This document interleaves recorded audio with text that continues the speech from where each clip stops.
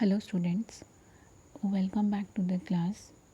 We were reading section 2 of unit 1, that is Adventures in Antarctica.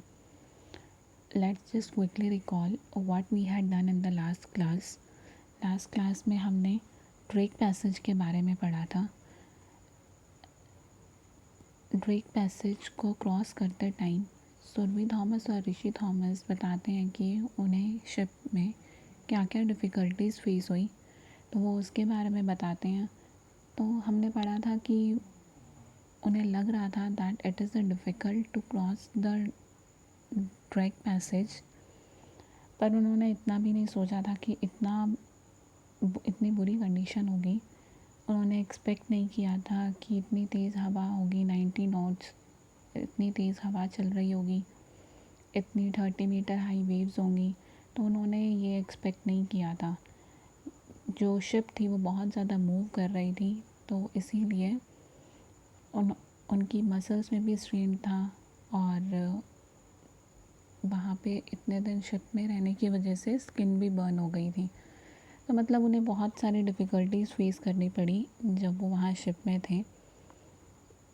Even उन्हें washroom जाने तक के लिए भी वो सीधा उठ के चल के नहीं जा सकते थे, बिकॉज़ जो शिप है वो बहुत ज़्यादा शेक कर रहा था. तो इसीलिए वो क्रॉल करके गए, रेंगते हुए वो वहाँ तक गए. Now see further. The crossing of the Drake was a nail-biting, hair-raising experience. Drake को क्रॉस करना was a nail-biting, hair-raising experience था.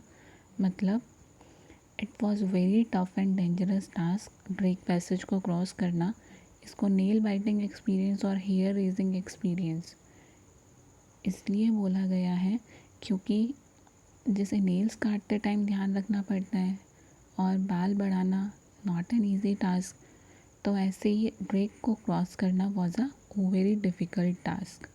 हॉलिंग winds, zero visibility, mist and fog, no sun and enormous waves tossing and spinning the ship around like clothes in a washing machine. तो कैसी situation थी,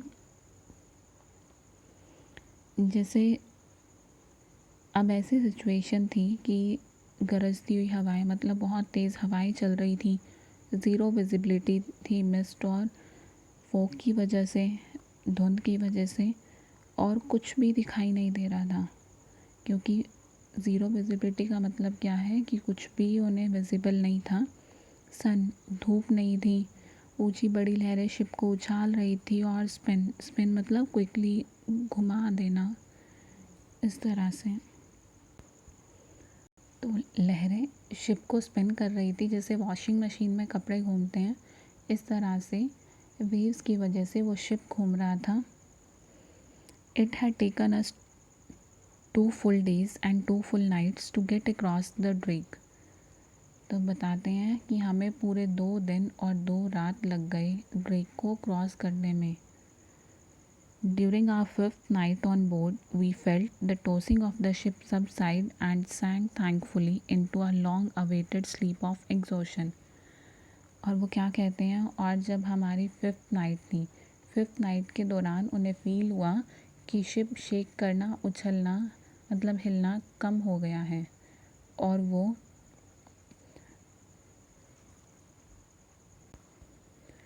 जैसे कि वो 2 रातों से सो भी नहीं पाए थे क्योंकि शिप में इतनी मूवमेंट हो रही थी, शिप शेक हो रही थी, उसकी वजह से वो सो भी नहीं पाए थे. और उन्हें एग्जॉशन, थकावट भी हो गई थी उन्हें उस वजह से, क्योंकि शिप में इतना ज़्यादा मूवमेंट हो रहा था, वो कंफर्टेबल नहीं थे, तो इसीलिए क्या हो गया था, उन्हें थकावट भी हो गई थी. तो अब जब वो शिप मूव होना कम हुआ, अब वो शेक नहीं कर रहा था, आराम से चल रहा था, तो वो आराम से सोए. We woke up in the morning of the next day to find that we had crossed the Drake and were officially in Antarctica. तो हम नेक्स्ट डे मॉर्निंग में उठे ये देखने के लिए, पता लगाने के लिए कि हम ड्रेक पैसेज को क्रॉस कर आए हैं, ड्रेक पैसेज को क्रॉस कर लिया है और अब ऑफिशियली वो अंटार्कटिका में थे. After that, small icebergs floated all around the ship like a silent, curious welcome party, where one large tabular berg lay lazily to the right side. Small icebergs, icebergs means बर्फ़ के टुकड़े ship के चारों ओर घूम रहे थे। एक silent, शांत, क्यूरियस, ऐसा लग रहा था कि ये क्या है, एक शांत वेलकम पार्टी है उनके लिए, वेलकम पार्टी जैसा लग रहा था। जबकि एक बड़ा जो आइस का टुकड़ा था, आइसबर्ग था, वहीं राइट साइड में था। We dug into a hearty breakfast, grateful to be alive, to be able to stand straight without being knocked down. As they were happy, और क्योंकि वो हैप्पी थे, फाइनली वो अंटार्कटिका पहुंच गए थे, उन्होंने अच्छे से ब्रेकफास्ट किया। They felt thankful to God कि वो ज़िंदा हैं, वो सीधे खड़े हैं, ठीक ठाक हैं, बिना किसी इंजरी के। After that, enduring such a stormy crossing was an experience to remember. इस तरह के स्टॉर्मी तूफ़ानी सी क्रॉस करना याद रखने वाला एक्सपीरियंस है। The weather had eased and the rolling of the ship was now almost pleasant like a comfortable rocking chair.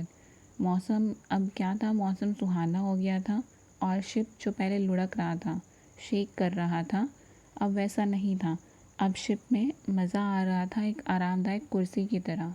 Now they were feeling relax, उन्हें relax feel हो रहा था। See the next paragraph. Our first sight seeing of land was Smith island but we did not stop there. तो वो क्या बताते हैं, अब अंटार्कटिका की लैंड पर सबसे पहले हमने स्मिथ आइलैंड देखा। सुरभि थॉमस और ऋषि थॉमस बताते हैं कि जब वो अंटार्कटिका पहुंच गए तो सबसे पहले वो कहाँ गए, स्मिथ आइलैंड गए, वहाँ देखने गए, पर हम वहाँ रुके नहीं। But they did not stop there, we cross the Gerlache strait, a picture postcard waterway heading for Paradise Bay on the Antarctic Peninsula, the northward finger of the polar continent. तो उसके बाद उन्होंने क्या किया, हमने गिलाज स्ट्रीट क्रॉस किया, that is called a picture posted वाटरबर्ग। उसके बाद अंटार्कटिक पेनिनसुला पर पैराडाइज बे की तरफ बढ़ते हुए, which is known as the northward finger of the polar continent, उन्होंने अपनी जर्नी आगे कंटिन्यू की। The morning sun was still circled and pale mist, जो मॉर्निंग में सन था वो अभी भी क्लियरली नहीं दिखाई दे रहा था। It was perceptibly colder both above and below deck, और यह परसेप्टिवली मतलब कि जो चीज़ हमारी सेंसेस, हमारा माइंड एज्यूम कर लेता है, तो ऐसा मान लिया था कि शिप में डेक के ऊपर भी और नीचे दोनों तरफ से ठंडा है, मतलब वहाँ ठंड है। After that, a lone albatross, who had taken a shine to us and led us through the worst of the drag passage, now welcomed us to the Antarctic. A lone albatross. albatross क्या है, एक bird का नाम है जो वहाँ उस area में पाया जाता है। तो एक albatross who had taken a shine, जो हमें पसंद करने लग गया था, that led us through the worst situation, जिसने हमारी बुरी से बुरी सिचुएशन में भी नेतृत्व किया, लीड किया, अब हमें अंटार्कटिक में वेलकम किया। We dug our hands into the kangaroo pouch of our wind cheaters and sighed. अब क्योंकि उन्हें बहुत ज़्यादा ठंड फील हो रही थी, तो उन्होंने क्या किया, अब हमने अपने हाथ कंगारू के जो पाउच होते हैं ना, उसमें डाले, तब जाके उन्हें रिलीफ फील हुआ, राहत मिली, because it was very cold, उन्हें बहुत ज़्यादा ठंड लग रही थी। We wished time would run faster. हम चाहते थे कि समय तेज़ी से चले।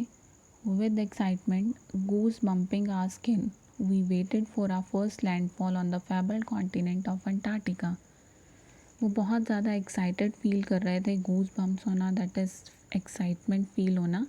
तो वो बहुत ज़्यादा एक्साइटेड फील कर रहे थे, किस लिए, अपने फर्स्ट लैंडफॉल का वेट कर रहे थे अंटार्कटिका में।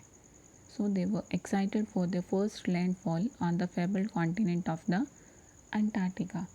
So this was the chapter Adventures in Antarctica. ये चैप्टर है Adventures in Antarctica, ये एक पार्ट है पूरी स्टोरी का। स्टोरी में बताया गया है कि किस तरह से they had crossed the Drake Passage किस तरह से क्रॉस किया। It's all about their adventure in Antarctica. Hope you had understood the chapter. Thank you.